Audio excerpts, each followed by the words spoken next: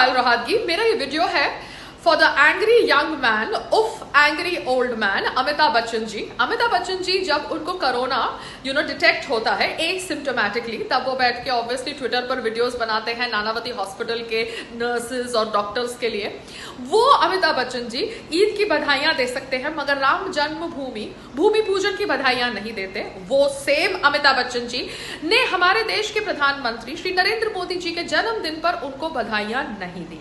So this is like something Amitabh ji, आप तो खुला पंगा ले रहे हैं। That means you don't like Modi ji, that means you don't like the prime minister of our country.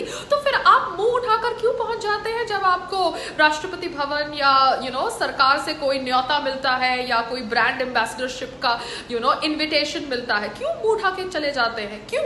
I just want to understand because Amitabh Bachchan ji आप तो महाराष्ट्र सरकार से भी ज्यादा खुंदस वाले निकले। उन्होंने खुंदस में आके कंगना का ऑफिस तोड़ दिया और आपने खुंदस में आके प्रधानमंत्री जी को उनके जन्मदिन की बधाइयां भी नहीं दी। Oh my god Amitabh Bachchan ji, सही कहते थे लोग, आप मुंह पर अच्छे बनते हैं मगर पीठ पीछे जो आपके खिलाफ बोलता है उन्हें खत्म करने की साजिश करते हैं। जी हाँ, मुझे याद है एक कोई चौकीदार की कहानी जो मैंने सुनी थी कि कैसे उस चौकीदार या पर्सन ने आपको पहचाना नहीं था और कहा था कि आपको यहाँ से नहीं वहां से जाना चाहिए एंड समथिंग लाइक दैट, और आप सबके सामने हाथ जोड़ के यहाँ से नहीं वहां से चले गए। मगर बाद में सुनने में आया कि कैसे आपने उस चौकीदार की नौकरी ही काट डाली। So this is how you operate. Amazing, I am so impressed to know this side of yours and I hope that India also knows this side of yours कि जहां Amitabh Bachchan the superstar of Indian cinema ने हमारे देश के प्रधानमंत्री श्री नरेंद्र मोदी जी को उनके जन्मदिन की बधाइयां नहीं दी। क्यों? क्योंकि वो मोदी जी से गुस्से हैं and he is obviously taking his revenge by not acknowledging the prime minister of our country. Namaste. I think Jaya Bachchan serves you right. She is an apt wife for you.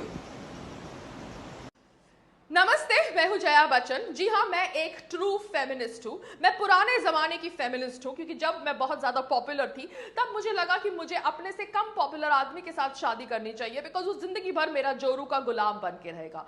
So I got married to Amitabh Bachchan.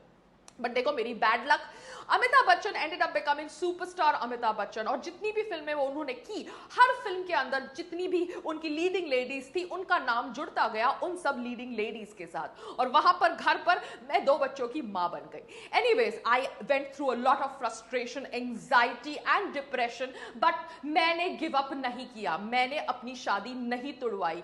I did not want a tag of a divorcee, so I continued with my marriage. मगर आप समझ सकते हो मैं कितनी frustrated हूं। अपने आप को फिर से अहमियत दिलवाने के लिए मैंने राजनीति ज्वाइन करी और राजनीति में मैंने समाजवादी पार्टी के साथ अपना नाम जोड़ा। यू कैन अंडरस्टैंड, कोई दूसरी पार्टी ने मुझे टिकट नहीं दी। वो समाजवादी पार्टी जो औरतों का रिस्पेक्ट इतना नहीं करती बिकॉज उनकी पार्टी के अंदर तो you have that Azam Khan who talks shit. But anyways मैं समाजवादी पार्टी से हूं एंड आज मैंने पार्लियामेंट के अंदर कंगना रनावत को टारगेट किया, एक दूसरी औरत को, बिकॉज उसने बॉलीवुड के अंदर ड्रग माफिया को एक्सपोज करने की बात करी। रवि किशन ने कहा कि बॉलीवुड के अंदर जो ड्रग है उसको निकालना चाहिए, तो मैंने ऑब्वियसली बोला कि ये लोग बैठ के बॉलीवुड को टारगेट कर रहे हैं, जिस थाली में खाते हैं उस थाली में छेद करते हैं। यू हैव टू अंडरस्टैंड, मैं पुराने जमाने की फेमिनिस्ट हूं। तो मैंने जब संजय दत्त पकड़ा गया इन 1993 फॉर मुंबई ब्लास्ट, तब उसको नहीं बोला कि तू जिस थाली में खाता है उस थाली में छेद करता है। मैंने ऑब्वियसली आमिर खान को नहीं बोला जब वो टर्की गया फर्स्ट लेडी को मिलने के लिए कि तू जिस थाली में खाता है उस थाली में छेद करता है, because Turkey talks against India. मैंने ऑब्वियसली सलमान खान हो, शाहरुख खान हो, करण जौहर हो, अनिल कपूर हो, all those people, Ranveer Singh हो, जो अनिल मुसरत के साथ दिखाई दिए जाते हैं, उन सबको किसी को नहीं बोला कि तुम जिस थाली में खाते हो उस थाली में छेद करते हो, क्योंकि अनिल मुसरत पाकिस्तानी आर्मी से जुड़ा हुआ है, आईएसआई से जुड़ा हुआ है। मैं ऑब्वियसली उन बॉलीवुड फिल्मों को प्रमोट करती हूं जो इंडिया नैरेटिव को आगे नहीं ले जाते मगर पाकिस्तान नैरेटिव को आगे ले जाते हैं। मगर मैंने कभी भी नहीं कहा कि तुम जिस थाली में खाते हो उस थाली में छेद करते हो उन सब डायरेक्टर्स और प्रोड्यूसर्स को। मगर आज मैं कंगना को कहती हूँ कि तुम जिस थाली में खाती हो उस थाली में छेद करती हो। क्यों? क्योंकि कंगना ने बॉलीवुड को गटर बोला। अब जब कंगना ने मुझे जवाब दिया कि भैया बॉलीवुड ने उसको जो थाली दी उस थाली के अंदर 2 मिनट के रोल थे, या आइटम सॉन्ग था, या हीरो के साथ नाचना गाना था, और वो भी ऑब्वियसली हीरो के साथ सोने के बाद, तब मेरे जो पालतू लोग हैं वो मेरे समर्थन में आ गए और कहने लगे कि कंगना मुझे गाली दे रही है। कैन यू इमेजिन, आजकल के फेमिनिस्ट तो हमसे भी ज्यादा डम है। Can you beat it? मैं as a true feminist Samajwadi Party से जुड़ जाती हूँ और आजकल के फेमिनिस्ट कंगना के जवाब को गाली बोल के मेरा समर्थन करते हैं। So you have to understand, हम धीरे धीरे प्रोग्रेस कर रहे हैं, फेमिनिस्ट धीरे धीरे पहले से अभी तक प्रोग्रेस कर रहे हैं, और मैं हूं जया बच्चन, एक फेमिनिस्ट। सही मात्रा में, सही मायने में मेरे से बड़ा फेमिनिस्ट और कोई ना था ना कभी होगा, क्योंकि सोनम कपूर जैसी डफोट भी बड़े होकर मुझ जैसा बनना चाहती है। तो कैन यू अंडरस्टैंड, मैं हूं जया बच्चन। नमस्ते, मैं हूं पायल रोहातगी। मैं ये वीडियो बना रही हूं उन फेमिनिस्ट के लिए जो कंगना को अटैक कर रहे हैं और जया बच्चन का समर्थन कर रहे हैं। फेमिनिस्ट की बुद्धि तो उनके घुटनों में है, इसलिए let's talk about their hypocrisy further. अब जया बच्चन ने जब कहा कि कंगना जिस थाली में खाती है उस थाली में छेद करती है, तो कंगना ने जवाब दिया कि इंडस्ट्री ने जो थाली दी उसे, उस थाली के अंदर उसे 2 मिनट के रोल मिले, आइटम सॉन्ग मिले, या हीरो के साथ एक रोमांटिक सीन मिला, वो भी हीरो के साथ रिश्ते रखने के बाद। क्योंकि हम सबको पता है कि बॉलीवुड के अंदर कास्टिंग काउच है, मगर आज की तारीख में फेमिनिस्ट उस कास्टिंग काउच के ऊपर बातचीत नहीं करना चाहती। वो फेमिनिस्ट जो 1 साल पहले तक मी टू के आड़ में हर पुरुष को रास्ते पर ले आई थी, ये कहकर कि उस पुरुष ने उसके साथ गलत किया रोल के बदले में, आज की तारीख में वही फेमिनिस्ट कास्टिंग काउच के ऊपर बात नहीं करना चाहती जिसके ऊपर कंगना ने बात करी है। और कंगना ने जया बच्चन को यह भी कहा है कि जो थाली की बात कर रही है वो थाली कंगना ने खुद अपने आप सजाई है, जिस थाली के अंदर उसने देशभक्ति के ऊपर फिल्म बनाई है, फेमिनिज्म के ऊपर बनाई है, जो उसने अपनी खुद की मेहनत से बनाई है। मगर उसके जवाब को सुनकर स्वरा जैसी गधी औरत, जी हाँ, दैट्स व्हाट शी इज, कहती है कि कंगना जया बच्चन जी को गाली दे रही है। स्वरा, गाली वो होती है जो आपने 4 साल के बच्चे को दी थी, जिस बच्चे ने आपको आंटी कह के पुकारा था।